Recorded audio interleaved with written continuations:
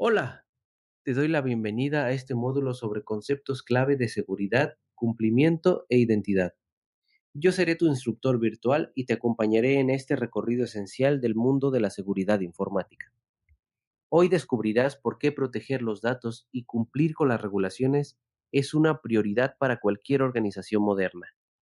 En un mundo donde los empleados pueden trabajar desde la oficina, desde su casa o incluso desde sus dispositivos personales, los datos empresariales circulan por todas partes. Esto hace que la seguridad y el cumplimiento ya no sean solo una preocupación técnica, sino una cuestión estratégica que impacta directamente la confianza de los clientes y la reputación de la empresa. Imagina una compañía que permite el teletrabajo. No basta con proteger los servidores en la oficina. También es fundamental asegurar los dispositivos personales y cumplir con normativas como RGPD en Europa. Así que entender estos conceptos te permitirá anticipar riesgos y diseñar mejores controles, sin importar el entorno. Con este contexto, exploremos juntos por qué la seguridad es tan crítica en la actualidad. ¿Listo? Comencemos. Con esa base, avancemos al concepto de responsabilidad compartida. ¿Te has preguntado quién es responsable de la seguridad cuando una empresa usa servicios en la nube? Aquí entra en juego el modelo de responsabilidad compartida, que define exactamente qué tareas de protección corresponden a la organización y cuáles asume el proveedor de la nube. En un entorno tradicional, la empresa controla todo, desde el edificio hasta los datos. Pero al migrar a la nube, el proveedor empieza a encargarse de ciertas capas, como la infraestructura física o el hardware, dependiendo del modelo, IA, IPA o SaaS. Esto permite a la organización planificar mejor su estrategia, sabiendo en qué debe enfocarse. Por ejemplo, si usas infraestructura como servicio, el proveedor protege el hardware, pero tú debes gestionar los sistemas operativos y los datos. Así, la seguridad se vuelve un trabajo en equipo, donde cada parte tiene un rol claro. Presta atención a esto, porque entender esta división es clave para evitar brechas y cumplir con las normativas. Ahora, veamos cómo cambian las responsabilidades según el tipo de servicio en la nube. Habiendo entendido el modelo general, enfoquémonos en las diferencias entre IaaS, PaaS y SaaS. Cada tipo de servicio en la nube implica una distribución distinta de responsabilidades. En IaaS, el proveedor se encarga de la infraestructura física y el hardware, pero tú eres responsable de sistemas operativos, aplicaciones y datos.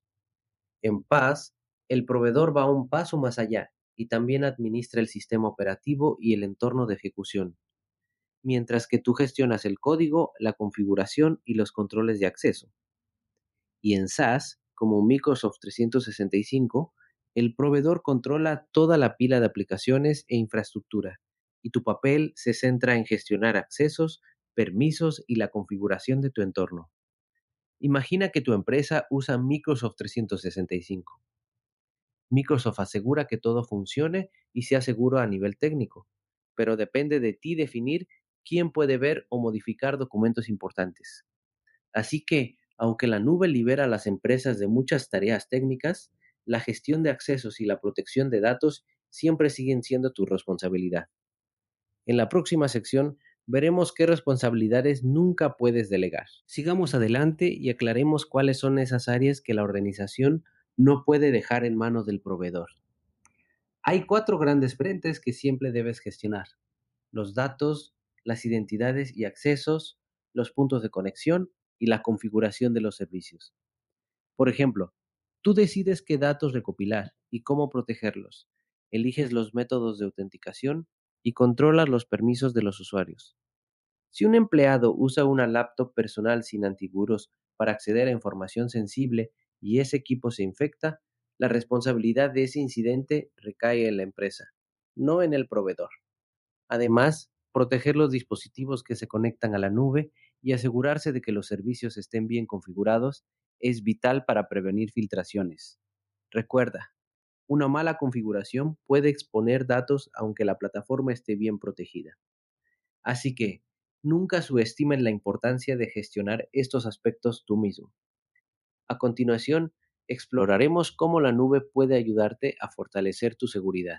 Ahora bien, ¿Qué ventajas ofrece la nube en materia de seguridad?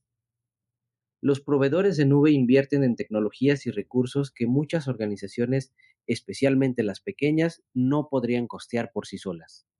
Esto incluye desde seguridad física en los centros de datos, hardware certificado y monitoreo continuo, hasta inteligencia artificial que detecta amenazas en tiempo real. Por ejemplo, una pequeña empresa puede aprovechar las capacidades avanzadas de detección de amenazas de Azure sin tener que construir su propio centro de datos seguro. Así, tu equipo puede concentrarse en proteger los datos, las identidades y las configuraciones, mientras el proveedor se encarga de la infraestructura subyacente. Es como tener un equipo de expertos en seguridad trabajando para ti en segundo plano. Esto no elimina tus responsabilidades, pero sí te da herramientas más potentes para proteger tus activos. Ahora, veamos cómo este modelo se amplía cuando hablamos de soluciones de inteligencia artificial. Con la llegada de la inteligencia artificial, el modelo de responsabilidad compartida se vuelve aún más interesante. Una solución de IA no es solo una caja negra, sino que se compone de varias capas. La plataforma de IA, la aplicación que tú desarrollas o configuras y el uso que los usuarios hacen de ella. Por ejemplo, la plataforma de IA incluye toda la infraestructura y los controles de seguridad básicos, como el filtrado de contenido. La aplicación de IA abarca cómo se conecta a tus datos y qué complementos utiliza. Finalmente, el uso de la IA implica cómo los usuarios interactúan, qué políticas de uso aceptable existen y cómo se supervisa la actividad. Imagina desarrollar un asistente virtual. La plataforma te da las herramientas y la seguridad básica, pero tú decides qué datos puede consultar y cómo se comporta. Así, la responsabilidad se distribuye entre proveedor y organización, pero siempre debes saber qué parte te corresponde. En la siguiente sección profundizaremos en qué gestiona el proveedor y qué recae en tus manos.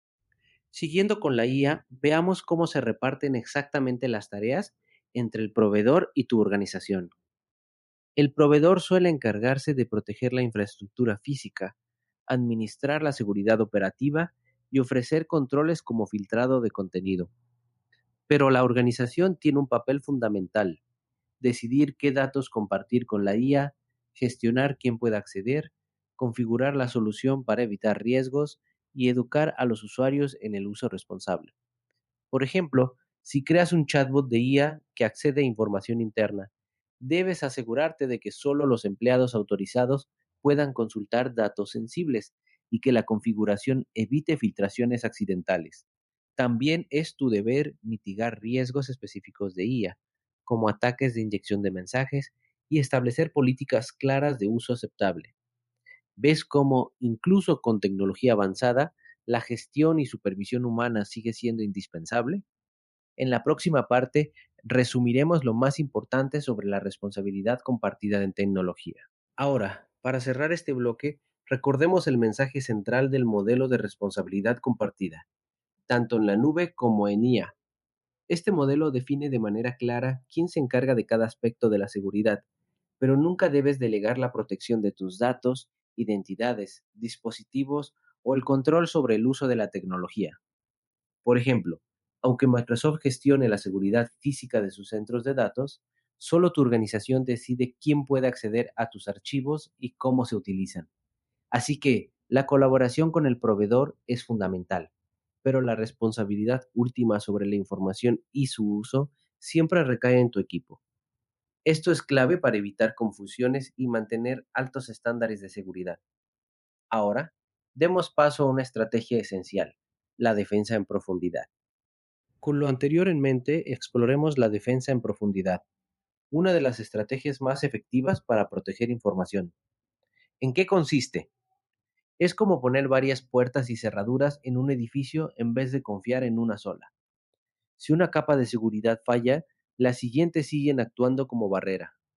Por ejemplo, un atacante que logra entrar en la red todavía debe superar controles de acceso adicionales, firewalls internos y cifrado de datos para llegar a la información más sensible. Así, cada obstáculo adicional le hace más difícil avanzar y te da más tiempo para detectar y responder a la amenaza. Piensa en esto como una cadena de obstáculos. Mientras más capas, más resiliente es tu sistema. A continuación, vamos a desglosar estas capas una por una. Ya que comprendemos la idea, revisemos las capas típicas de la defensa en profundidad. Todo comienza con la seguridad física. Solo personal autorizado puede entrar en la sala de servidores, gracias a cerraduras, cámaras o lectores de tarjetas. Luego vienen los controles de identidad y acceso, como autenticación multifactor y políticas que limitan el acceso según el rol del usuario. La seguridad perimetral incluye firewalls y protección contra ataques DDoS, mientras que la seguridad de red segmenta el tráfico interno para que no todo esté conectado.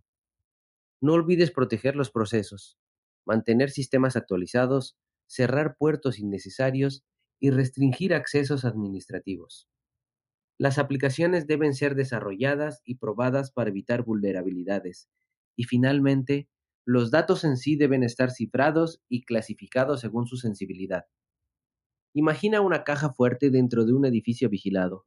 Si alguien entra, todavía le esperan más obstáculos. ¿Ves cómo todo suma?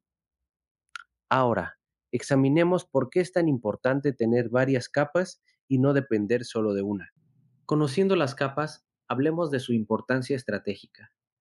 Cada barrera adicional ralentiza a los atacantes y te da tiempo para detectar y responder antes de que causen daño real.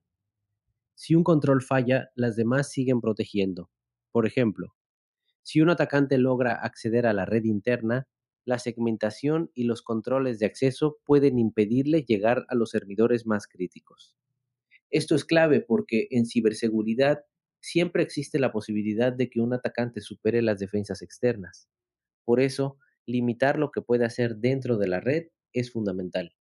Fíjate cómo esta estrategia multiplica las oportunidades de detección y limita el impacto de cualquier incidente. Ahora, veamos cómo estas capas ayudan a proteger los tres grandes objetivos de la seguridad, la tríada CIA. Ahora pasemos a la famosa tríada CIA, que resume los tres objetivos esenciales de la seguridad: confidencialidad, integridad y disponibilidad. Las capas de defensa buscan garantizar que solo las personas autorizadas accedan a la información sensible, que los datos no sean modificados sin permiso y que los sistemas estén siempre disponibles cuando se necesiten. Por ejemplo, en un hospital, solo el personal autorizado puede ver historiales médicos, confidencialidad. Los registros no deben alterarse sin autorización, integridad, y los sistemas deben estar operativos para los médicos en cualquier momento, disponibilidad. El cifrado, los controles de acceso y las copias de seguridad son herramientas que ayudan a cumplir estos objetivos. Recuerda, proteger la información no es solo evitar robos, sino también asegurar que los datos sean precisos y estén accesibles. Ahora, analicemos cómo encontrar el equilibrio entre estos tres pilares. Habiendo visto la tríada CIA, es importante entender que estos objetivos pueden entrar en conflicto. Imagina que cifras todos tus datos para proteger la confidencialidad, pero luego pierdes las claves. La disponibilidad se ve afectada. O si implementas autenticaciones muy complejas, la seguridad mejora, pero el acceso se vuelve más difícil para los usuarios. El reto está en encontrar el equilibrio correcto según el tipo de datos y las necesidades del negocio. Por ejemplo, los datos financieros suelen estar altamente cifrados, pero también se mantienen respaldos y procedimientos de recuperación para asegurar que siempre estén disponibles. Así que, la seguridad no es solo aplicar reglas estrictas, sino también diseñar soluciones prácticas y adaptadas a cada contexto. A continuación, conocerás una estrategia moderna que responde a estos desafíos: el modelo de confianza cero. Ahora entremos en el modelo de confianza cero, una estrategia revolucionaria basada en el principio de no confíes en nadie, verifica todo. Esto significa que cada vez que alguien intenta acceder a un recurso, debe ser autenticado y autorizado, sin importar si está dentro o fuera de la red corporativa. Antes se pensaba que lo interno era seguro, como en un castillo protegido por murallas, pero hoy los empleados trabajan desde cafeterías, casas y usan dispositivos personales, así que el perímetro ya no es suficiente. Por ejemplo, un empleado que accede desde una cafetería pública debe pasar por los mismos controles que si estuviera en la oficina. De esta forma, se reduce el riesgo de que un atacante aproveche una posición interna para causar daño. Fíjate cómo este enfoque cambia la mentalidad de seguridad tradicional. Vamos a analizar los principios que guían Confianza Cero. Conociendo el concepto, veamos los tres principios fundamentales de Confianza Cero. Primero, comprobar explícitamente. Siempre autenticar y autorizar usando toda la información posible, como identidad, ubicación, estado del dispositivo. Segundo, acceso con privilegios mínimos. Cada usuario recibe solo los permisos necesarios y solo por el tiempo justo, mediante técnicas como acceso justo a tiempo. Y tercero, asumir que puede haber una brecha.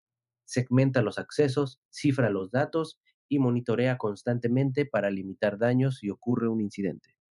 Por ejemplo, si un usuario necesita acceder temporalmente a una base de datos, solo se le otorgan los permisos mínimos y se monitorea su actividad en tiempo real. Así, incluso si algo sale mal, el impacto es mucho menor. Presta atención a estos principios, porque son la base de la seguridad moderna. Ahora, descubramos cómo se aplican en la práctica a través de los 7 pilares de Confianza Cero. Avanzando, hablemos de los 7 pilares que sostienen el modelo de Confianza Cero.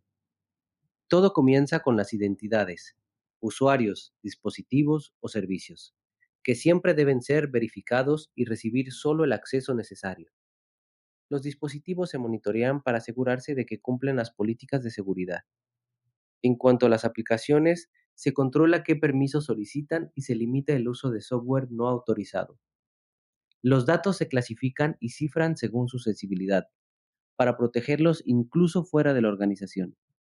La infraestructura se revisa y se limita el acceso administrativo. Las redes se segmentan y se cifran, y se monitorean en tiempo real para detectar amenazas.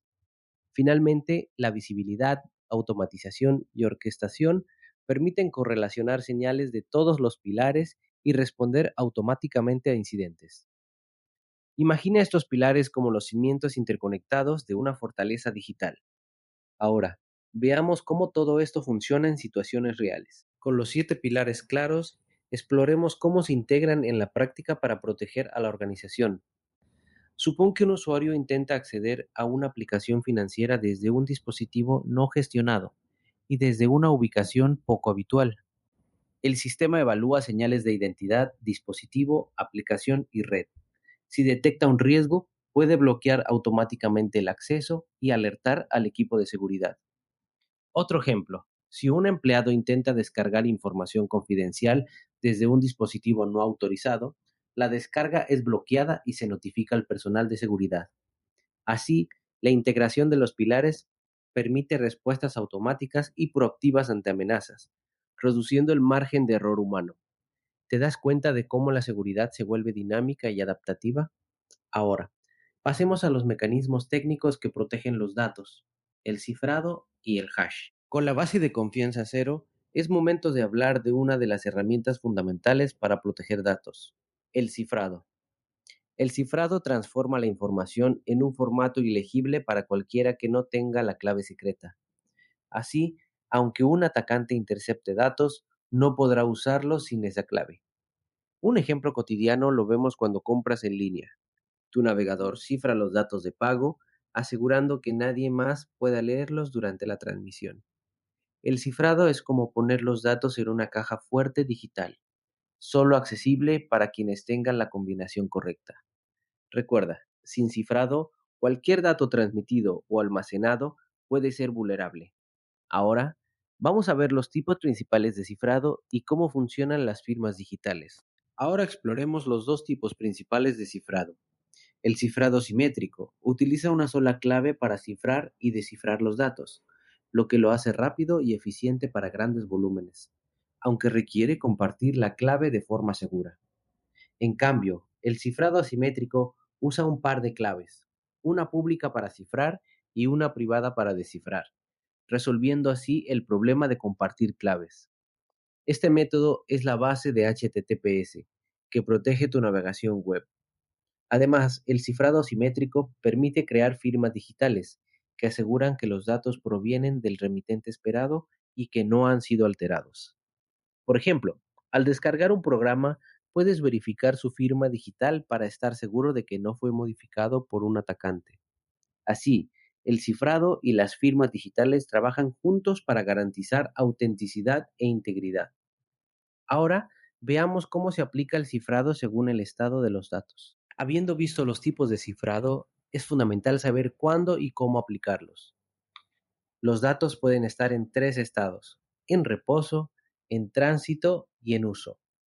Los datos en reposo, como archivos almacenados en discos o bases de datos, se protegen con cifrado para que no sean legibles si alguien accede físicamente al dispositivo.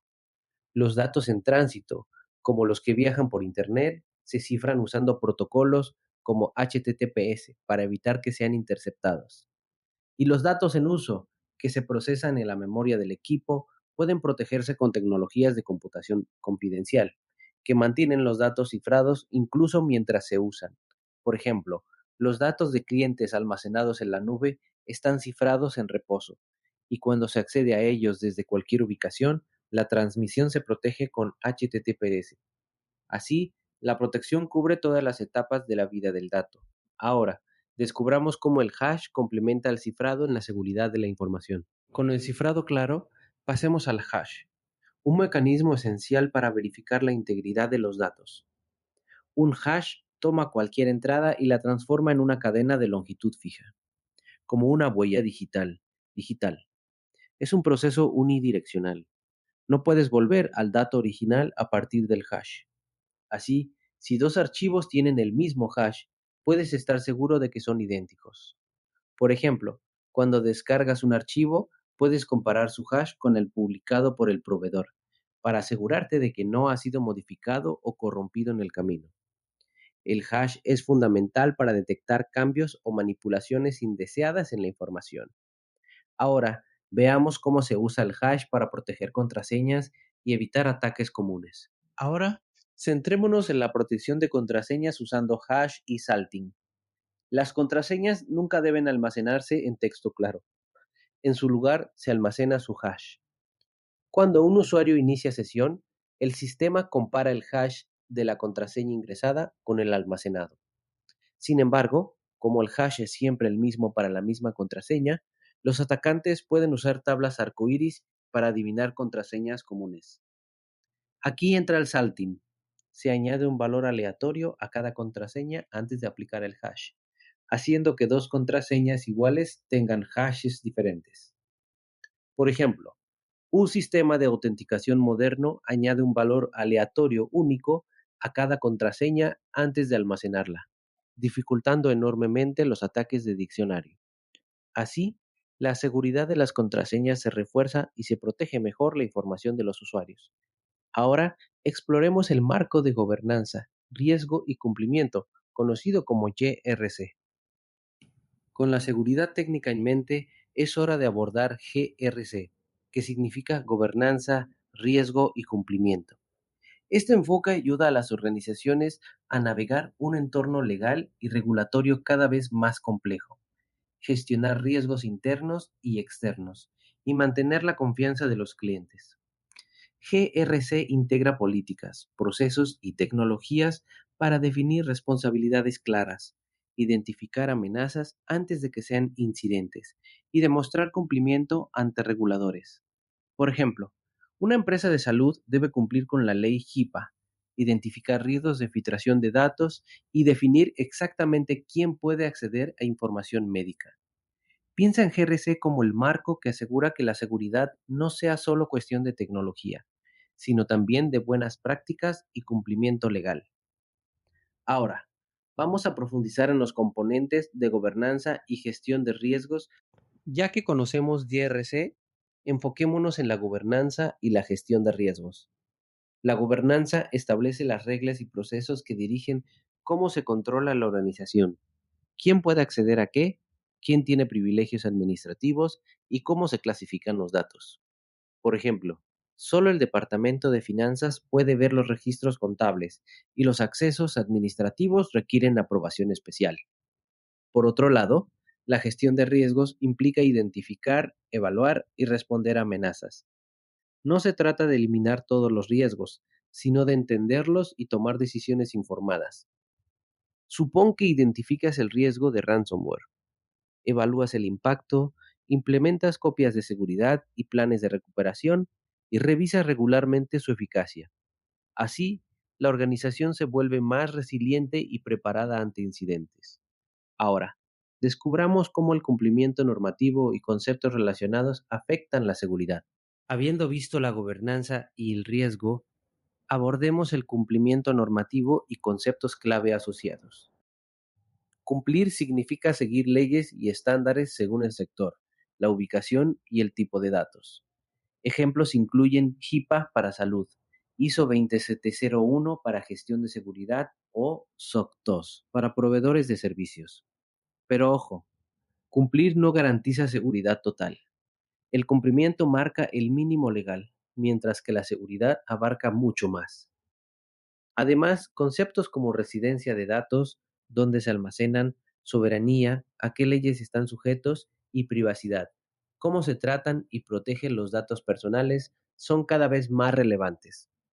Por ejemplo, una empresa que opera en Europa debe cumplir con el RGPD para clientes europeos y con leyes locales para estadounidenses. Así, gestionar el cumplimiento implica adaptarse a múltiples normativas y proteger la confianza de clientes y reguladores. Ahora, pasemos a recapitular y ver los errores comunes a evitar. Para cerrar, hagamos un repaso de los puntos clave y los errores más comunes en seguridad, cumplimiento e identidad. Recuerda que el modelo de responsabilidad compartida define claramente qué tareas son tuyas y cuáles del proveedor, tanto en la nube como en IA. La defensa en profundidad, con sus múltiples capas, reduce el riesgo de ataques y limita el daño si algo falla. La tríada CIA, confidencialidad, integridad y disponibilidad, resume los objetivos esenciales de la seguridad, mientras que confianza cero exige verificación continua y acceso mínimo necesario. El cifrado y el hash protegen los datos en todas sus etapas, pero no olvides la gestión de claves. GRC te ayuda a cumplir normativas y gestionar riesgos, incluyendo residencia y privacidad de los datos. Entre los errores más frecuentes están pensar que toda la seguridad en la nube es del proveedor, descuidar identidades y dispositivos, depender solo de controles perimetrales, no proteger ni rotar las claves de cifrado y confundir cumplimiento con seguridad total. Además, es fácil olvidar las diferencias de residencia y soberanía de datos cuando se opera en varios países. Evita estos errores y estarás mucho mejor preparado para proteger tu organización. Gracias por acompañarme en este recorrido y siga adelante con confianza.